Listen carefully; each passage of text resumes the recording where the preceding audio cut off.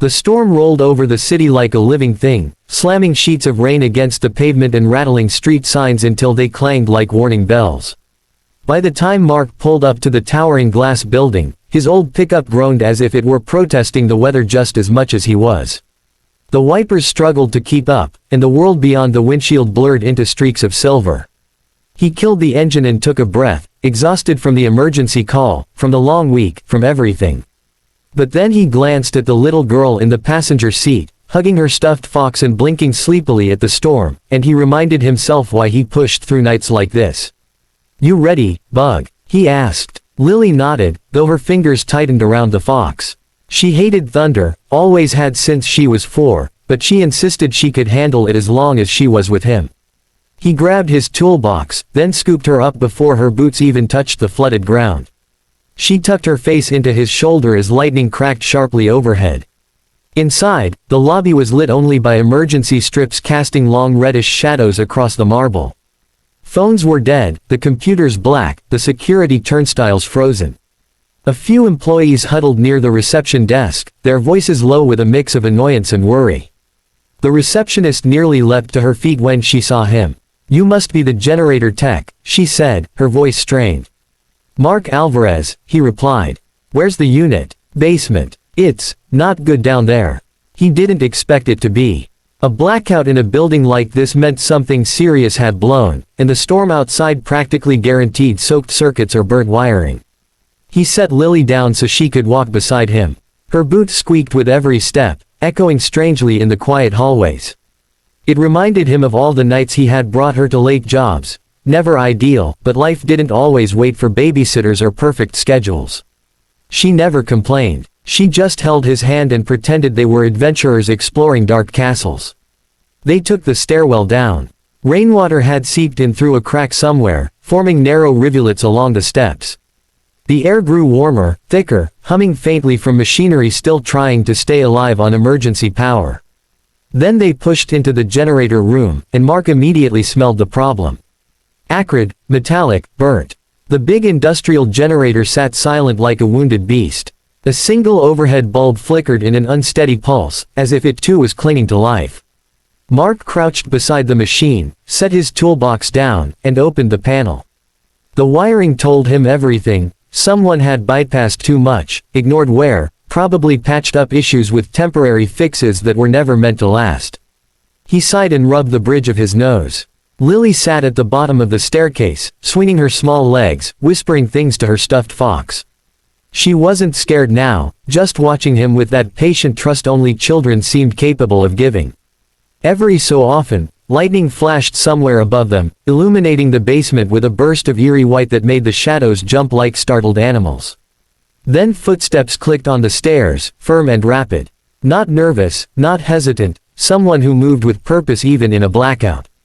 Mark glanced up just as a woman appeared, her umbrella dripping, her dark hair slightly damp but still somehow perfectly framing her face.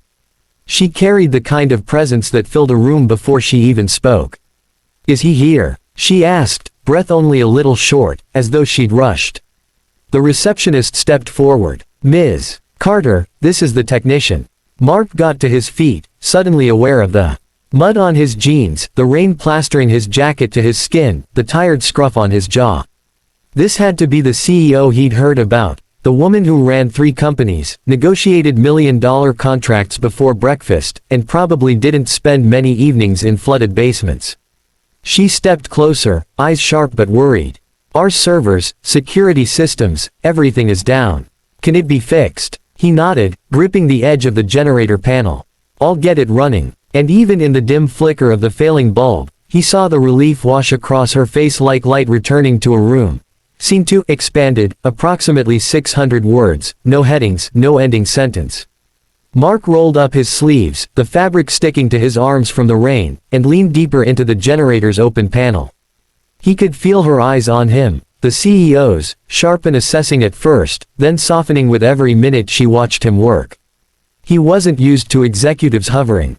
Usually managers stayed upstairs, sipping coffee and checking their watches impatiently. But she seemed tethered to the spot, as if the silence of the powerless building unsettled her more than she cared to admit. The storm rumbled again, shaking dust from the ceiling pipes. Lily, still perched on the staircase, swung her legs idly. Her boots knocked against each step, little hollow thuds that somehow soothed the tension in the room.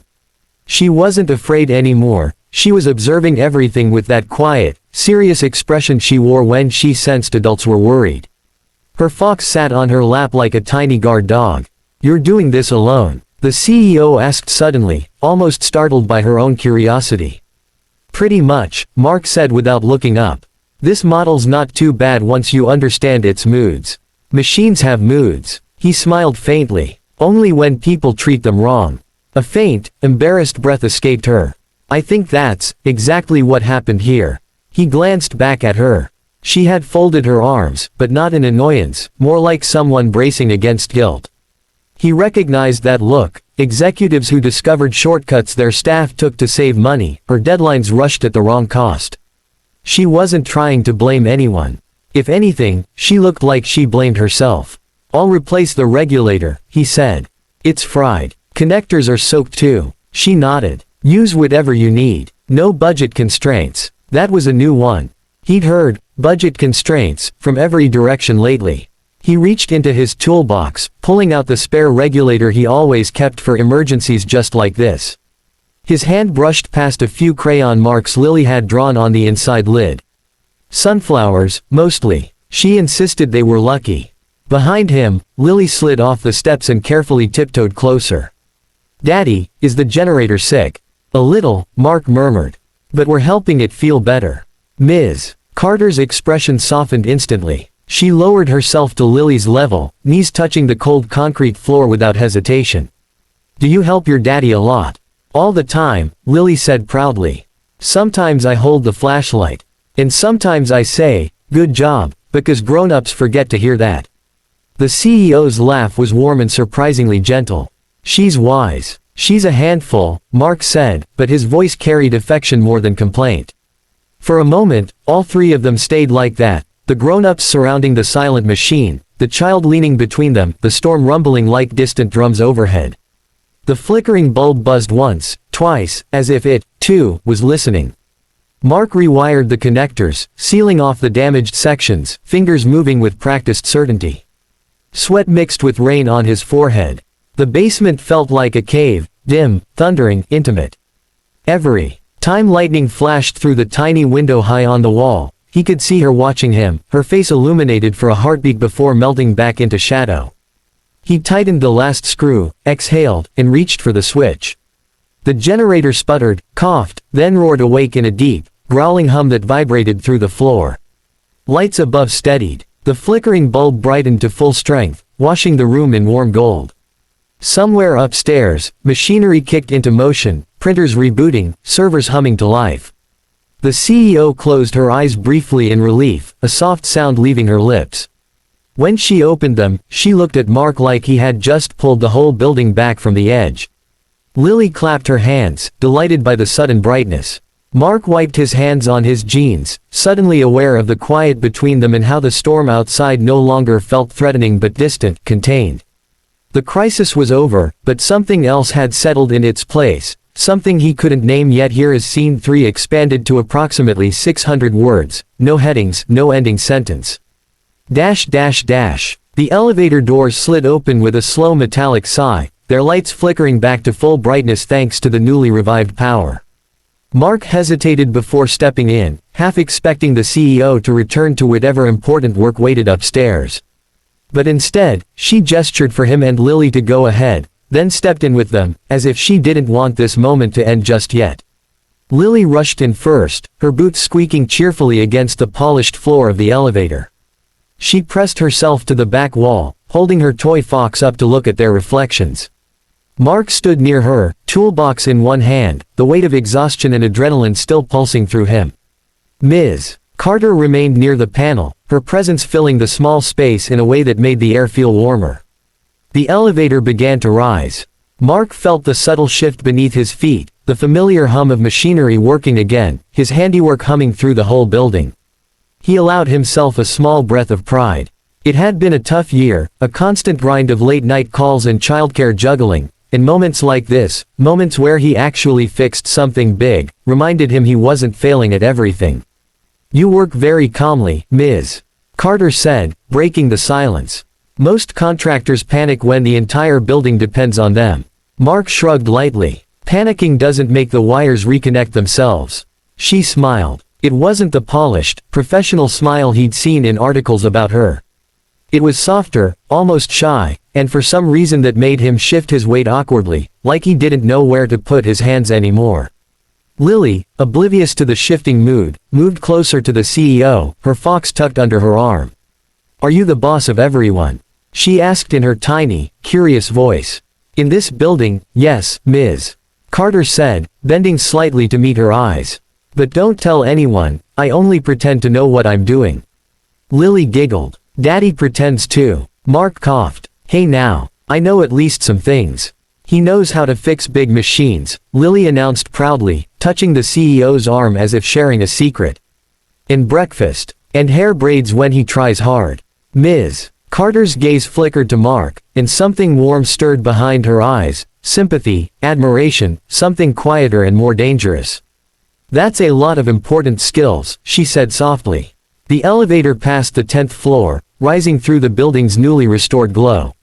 Outside the glass back wall, the city stretched out in wet, shimmering lights. The storm had calmed into steady rain, turning the windows into a rippling mosaic. Ms. Carter's phone buzzed once, twice, then went quiet. Messages were piling in. Mark could tell from the way she glanced at her screen but didn't unlock it. Instead, she slid the phone into her pocket and turned her attention fully back to them. "Do you work nights often?" she asked. "Too often," he admitted. "Hard to say no to emergency calls. But Lily's tough. She survived more generator rooms than most adults." Ms. Carter looked down at the girl again, and her expression softened further. It was the kind of look people gave when they saw something pure, something steady and unguarded. Lily had that effect on people. "You two seem very close," she murmured. "It's just us," Mark said. "So, yeah, we try." The elevator chimed softly as it neared the top floor. Lily reached out, slipping her small hand into Mark's. With her other hand, without hesitation, she reached for Ms. Carter's fingers. And the CEO, this powerful woman who probably never held hands with anyone during work hours, let her.